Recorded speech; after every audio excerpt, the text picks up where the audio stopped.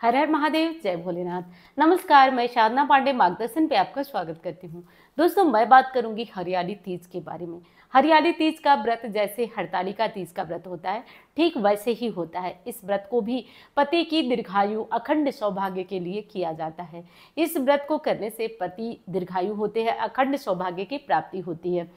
हरतालिका तीज का व्रत जो है भादो महीने में रखा जाता है और हरियाली तीज का व्रत सावन महीने में रखा जाता है। सावन महीने के शुक्ल पक्ष की तृतीया तिथि को रखा जाता है। शास्त्र की मान्यता के अनुसार कि इस तीज को ही भगवान भोलेनाथ ने माता गौरा की जो आशीर्वाद था उन्हें स्वीकार करते हुए उन्हें पत्नी रूप में अपनी अर्धांगिनी बनाने का फैसला लिया था या फिर वरदान दिया था। तो इसलिए इस तीज की विशेषता और अधिक बढ़ जाती है। दोस्तों, हरियाली तीज की व्रत रखने के लिए इस साल बहुत अच्छा मुहूर्त है। बिल्कुल इस साल आप हरियाली तीज का व्रत कर सकते हैं। कई स्थानों पे ये व्रत होता है और कई स्थानों पे इस व्रत को नहीं किया जाता है। तो जो लोग हरियाली तीज का व्रत करते हैं वो हरतालिका तीज का व्रत नहीं करते हैं, और जो हरतालिका तीज का व्रत करते हैं वो हरियाली तीज का व्रत नहीं करते हैं। तो अपने अपने स्थान की मान्यता के अनुसार आप अपनी तीज निर्धारित कर लें कि आपको किस तीज का व्रत करना है। इस साल जो है 7 अगस्त को हरियाली तीज मनाई जाएगी। तो जो महिलाएं हरियाली तीज का व्रत रखेंगी उन्हें कोशिश करना चाहिए कि एक दिन पहले अपनी मेहंदी वगैरह लगा लें, और जिस तरीके से आप इस साल व्रत उठाना चाहती हैं तो आपको प्रयास करें कि पहली जो तीज होती है उसमें सारी सामग्री मायके से, वैसे तो हमेशा आए तो बहुत अच्छा, लेकिन पहली सामग्री मायके से ही आनी चाहिए।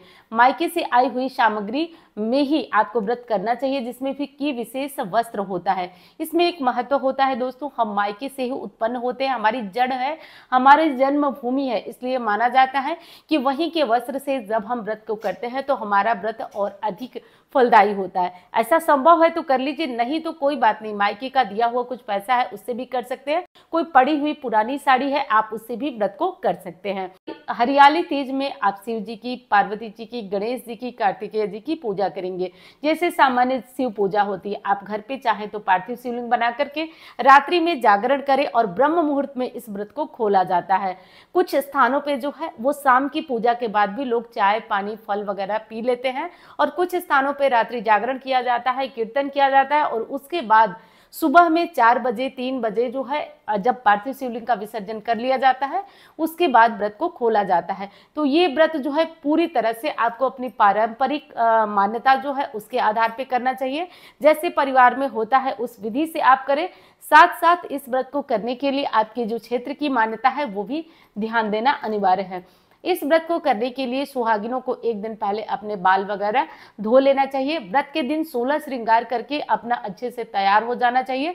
मंदिर जाकर या घर में कहीं भी भोलेनाथ और माता पार्वती की विधि विधान से पूजा करना चाहिए। पूजा के बाद जब वैसे तो हर तीज में करना चाहिए, लेकिन पहली तीज जो लोग कर रहे हैं उनको चाहिए कि अपनी सास के लिए कुछ सामग्री, जिसको कि बायना भी बोला जाता है, तो एक थाली में आप उनके लिए साड़ी, बिछुआ या जो भी चीजें हैं वो माता पार्वती को चढ़ाएं। उसमें से कुछ 1-2 अपने लिए रखें, बाकी सास को या सास के समान कोई बड़ी उम्र की महिला है तो उन्हें दे सकते हैं। इस तरह से करके दोस्तों अपनी हरियाली तीज की पूजा पूर्ण होगी, जो कि 7 अगस्त को करना है। हरियाली तीज व्रत को करने से पहले जैसा कि ये व्रत निर्जला किया जाता है, इसमें मैंने बताया कि कुछ लोग शाम की जब पूजा हो जाती है तो 7-8 बजे के करीब चाय पानी फल वगैरह ले लेते हैं। लेकिन आप एक विशेष बात का ध्यान रखिएगा कि जैसे आपके परिवार में ये व्रत होता आया है ठीक वैसे ही करिएगा। नया कोई नियम इन सब व्रतों में नहीं लिया जाता है।